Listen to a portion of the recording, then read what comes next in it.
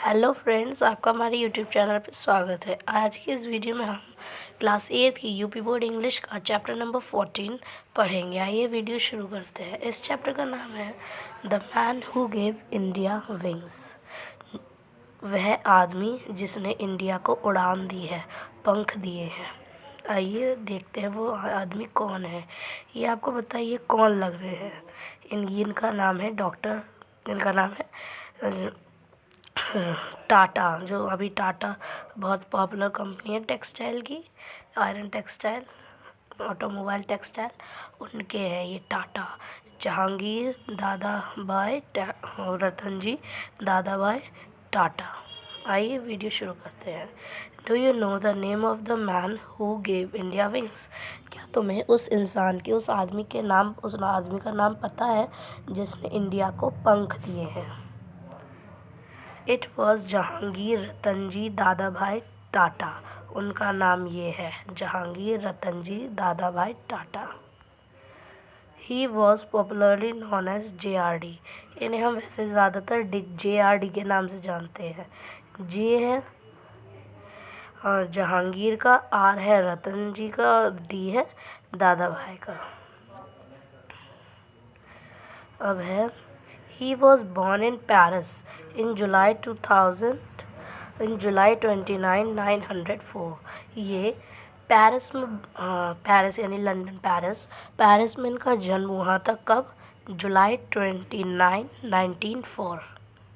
His father Ratanji Dadabhai Tata was Parsi. जो उनके पिता थे वो पारसी थे, यानी पेरिस में रहते थे तो पारसी हुए। And mother Suzanne Briere was French. और जो उनकी मदर थी वो फ्रांस की थी। Tata's childhood was spent travelling between France and India. जो टाटा थे इनका बचपन कहाँ घूमने में निकला? वो जगह है France and India.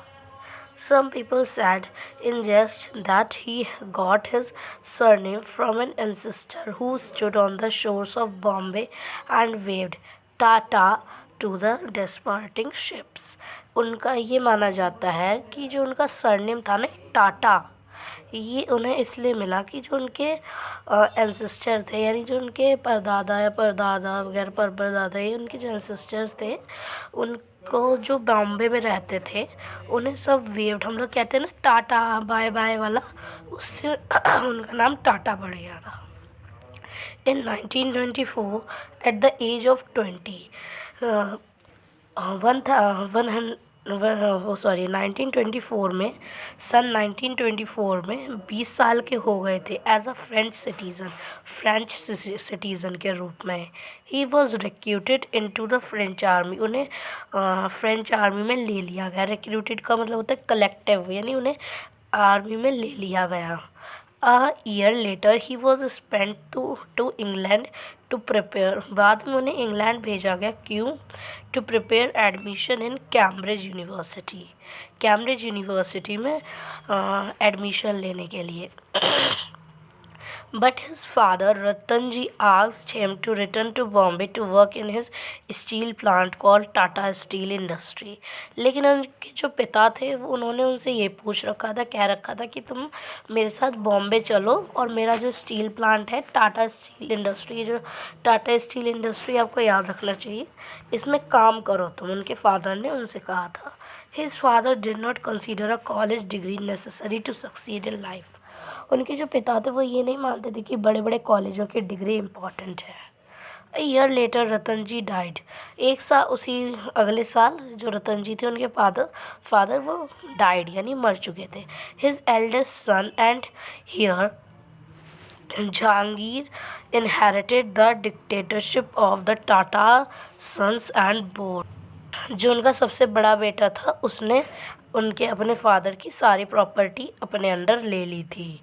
JRD became India's first licence pilot in 1929। JRD जो थे वो इंडिया के पहले लाइसेंस्ड पायलट थे, यानी जिसे पायलट का लाइसेंस पहली बार लीगली मिल गया था इंडिया की तरफ से।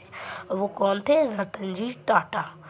कौन सी डेट में, 1929 में। It was JRD who gave India's wing to fly. इसलिए इस चैप्टर का नाम जो कि जो प्लेन होता है वो फ्लाई करता है, तो ये यही फर्स्ट थे पायलट, यानी जो उड़ाता है। तो ये पहले थे इंडिया के, तो इंडिया को इन्होंने उड़ान दी थी, पंख दिए थे, इसलिए ये देखिए यहाँ लिखा भी है who gave India's wing to fly in 1932। जिन्होंने इंडिया को उड़ाया था, जिन्होंने पंख दिए थे इंडिया को उड़ने के लिए, कब, 1932 में। JRD setup Tata aviation service. JRD ने अपनी टाटा एविएशन सर्विस शुरू कर दी थी by piloting the first flight himself from Karachi to Bombay in a small aircraft. उन्होंने अपनी पहली फ़्लाइट कहाँ से शुरू करी थी, कराची टू बॉम्बे, किसमें, एक छोटे से एयरक्राफ्ट में। JRD at the age of 34, अपनी 34 साल की उम्र में, was elected the chairman of Tata and Sons in 1938। JRD को टाटा सन्स में 1938 में चेयरमैन की पोजीशन के लिए इलेक्ट कर लिया गया था, making him the youngest head of the largest industrial group in India. उन्हें सबसे यंग, सबसे छोटा, सबसे जवान हेड बन गए थे वो, अब पूरी की पूरी, क्योंकि टाटा स्टील प्लांट तो काफ़ी बड़ी है ना, तो इसलिए सबसे यंगेस्ट थे वहाँ पर। कब, 1948 में। Air India was launched jointly by JRD and the Indian government. जो इंडिया का एयरक्राफ्ट बनाया गया था वो दोनों ने, JRD की कंपनी ने और इंडिया गवर्नमेंट ने मिलकर बनाया था। इन 1953 JRD was made the chairperson of air India. फिर 1953 में JRD को चेयरपर्सन बना दिया गया था, कहाँ का, एयर इंडिया का, यानी इंडियन एयरक्राफ्ट का, इंडियन एयरप्लेन्स का। फॉर नेक्स्ट 25 ईयर्स, अगले 25 सालों तक he worked tirelessly to make Air India successful. उन्होंने लगातार 25 साल तक काफ़ी हार्ड वर्क किया बिना थके, ताकि वो इंडिया के एयरलाइंस को काफ़ी सक्सीड बना सके, काफ़ी सक्सेसफुल उन्हें कर सके, यानी उन्हें सफल बना सके। JRD excelled not only as an aviator but also as a philanthropist, educationist, sportsman, poet and sculpture. ये केवल प्लेन उड़ाने वाले ही नहीं थे, काफ़ी कुछ थे। ये फिलैंथ्रोपिस्ट थे, एजुकेशनिस्ट थे, स्पोर्ट्समैन थे, पोइट थे, स्कल्पचर यानी जो मूर्ति बनाता है, पोइट का भी, स्पोर्ट्समैन स्पोर्ट खेलने वाला खिलाड़ी, एजुकेशनिस्ट यानी टीचर टाइप भी होंगे। इसका मतलब होता है जो गरीब लोगों को पैसा, ज़्यादातर स्पेशली पैसा देके उन्हें उनकी हेल्प करते हैं, यानी जिनकी ज़रूरत होती है, यानी यारे गैरों को दे दिया, जो उन्हें पता है कि हाँ भाई गरीब है ये इंसान, इसे पैसा दिया जाए, तो उसे पैसा देते थे, यानी काफ़ी अच्छी तरीके से, मतलब हर तरीके से उसकी हेल्प करना चाहते थे। तो इनके अंदर ये और भी खूबियाँ थी, केवल एक एयर स्टील प्लांट के चेयरमैन के अलावा। He receive the India's highest civilian award. India का सबसे हाईएस्ट अवार्ड तो आपको भी पता होना चाहिए, भारत रत्न है, जो कि इन्हें भी दिया गया था JRD को, कब, 1992 में, from the Indian government. Indian government की, भारतीय गवर्नमेंट की तरफ से JRD को 1992 में भारत रत्न दिया गया था, जो कि इंडिया का सबसे हाईएस्ट अवार्ड है और आई थिंक रहेगा भी, यही रहेगा।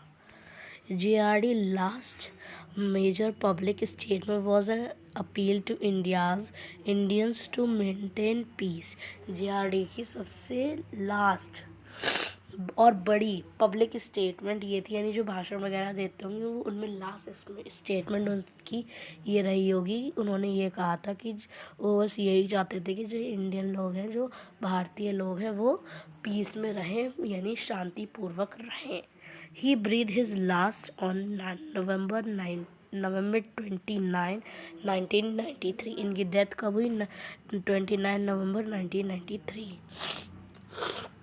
देखिए, किसी भी पर्सनालिटी की, किसी भी महापुरुष की आपको डेट बर्थ की और मरने की याद तो होनी चाहिए, तो ये कोई बताने वाली बात नहीं कि इम्पोर्टेंट तो है ही। Do you know JRD was not only the director of Tata company but also a great human being? वो केवल एक डायरेक्टर ही नहीं थे टाटा कंपनी के, बल्कि एक बहुत अच्छे इंसान भी थे। He made sure that 75% of the companies profit was spent on looking after the workers and those in need. वो अपनी, अब भी आपको पता है कि 75% जो उनकी इनकम होती है टाटा की, वो अपना दान पुण्य करते थे, उससे गवर्नमेंट को देते थे, वर्कर्स को देते हैं और आई थिंक देते भी रहेंगे। वरना वो बहुत ज़्यादा अमीर आदमियों में आ जाए इंडिया के क्या, आई थिंक वर्ल्ड के भी आ सकते हैं। when you work as if you sorry when you work as if everything depends on you, when you pray as if everything depends on God।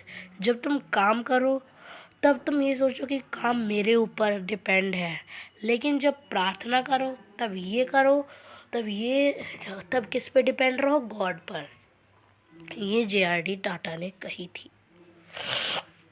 So friends, हमारा ये topic complete हो गया है। आइए इसके हम क्वेश्चन आंसर्स भी देख लेते हैं। देखिए पहले हम न्यू वर्ड्स भी देख लेते हैं। एंसेस्टर्स, पूर्वज। रिक्रूटमेंट, भारतीय का। हेयर, उत्तराधिकारी। टायरलेसली, बिना थके। एक्सेल्ड, बहुत अच्छा किया। फिलेंथ्रोपिस्ट, मानवतावादी। एजुकेशनिस्ट, शिक्षाविद। और स्कल्पचर, मूर्तिकार, जो मैंने आपको बताया भी था। आइए अब हम इसके क्वेश्चन आंसर्स देखते हैं। What was the name of JRD's parents and which country did they belong to. ये फर्स्ट पेज पे ही है, देखिए। हिज फादर, यहाँ से लेकर यहाँ तक, हिज फादर से लेकर फ्रेंच तक। नेक्स्ट क्वेश्चन है, name the aviation service set up by JRD। Tata plant इन्होंने अपना वो बनाया था। टाटा रिक्रूटमेंट, देखिए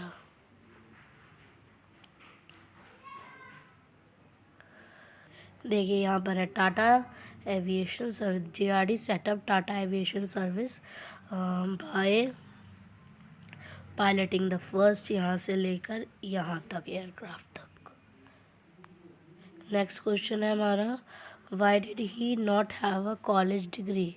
because his father do not believe in that degree is only the way of success, because his father did not consider a college degree necessary to succeed in life। ये answer है इसका। Next है, who become the director of Tata boards after रतनजी's death। यहाँ पर ये है a year later Ratanji, यहाँ पर अब ये नहीं है, मतलब ये Ratanji died, his eldest son, यहाँ से लेकर यहाँ तक ये आंसर है। नेक्स्ट क्वेश्चन है, why was JRD awarded Bharat Ratna. तो यहाँ पर है, देखते हैं कहाँ क्या। हाँ,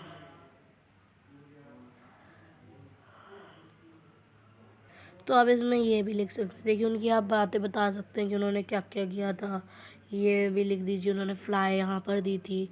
फिर आप ये लिख दीजिए उनकी पहली फ़्लाइट कराची टू बॉम्बे थी, उन्हें चेयरपर्सन बना लिया गया था। फिर आप यहाँ से ये डेट वगैरह वाला लिख दीजिए पूरा, यहाँ से यहाँ तक, और ये पूरी ये भी लिख दीजिए। इसलिए उन्हें यहाँ से इसमें मेन चीज़ आप लिख दीजिएगा जो मैंने आपको बताई, जैसे डेट वाला था उनका। ये देखिए JRD became the first licence, यहाँ तक। नेक्स्ट ये वाला सेंटेंस, फिर आप लिख देना ये वाला कराची टू बॉम्बे इनकी, क्योंकि सारा कुछ इम्पोर्टेंट है। ये पूरा पहले ये जो पैराग्राफ है ये पूरा का पूरा बहुत इम्पोर्टेंट है पैराग्राफ। इन्हें चेयरपर्सन भी कर लिया था, ये सबसे यंगेस्ट है क्योंकि ये भी लिखिए। इन्होंने ये बना 1948 में Air India was launch JRD by, ये इन दोनों ने बनाया था, गवर्नमेंट ने और JRD ने। फिर इन्हें चेयरपर्सन बना दिया। फिर 25 ईयर्स के बाद 25 ये मत लिखिए यहाँ तो। फिर आप लिखें ये बहुत अच्छे ये सब भी थे, एजुकेशन, स्पोर्ट्समैन, पोइट, स्कल्पचर, इसलिए उन्हें भारत रत्न दिया गया। नेक्स्ट क्वेश्चन है, what was JRD's last public statement?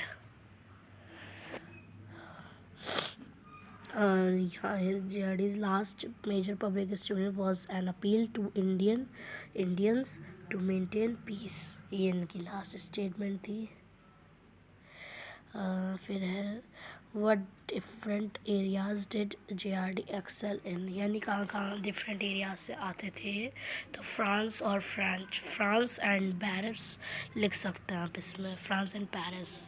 Okay friends, तो हमारा ये चैप्टर कंप्लीट हो गया। अगर आपको एक्सप्लेनेशन अच्छी लगी हो तो प्लीज़ वीडियो को लाइक करें, चैनल को सब्सक्राइब करें, बेल आइकन पे भी प्रेस करें और कमेंट बॉक्स में कमेंट करना ना भूलें। अगर आपको कोई भी दिक्कत है तो आप कमेंट बॉक्स में कमेंट करके पूछ सकते हैं, हम आपकी प्रॉब्लम का ज़रूर आंसर देंगे। Thank you.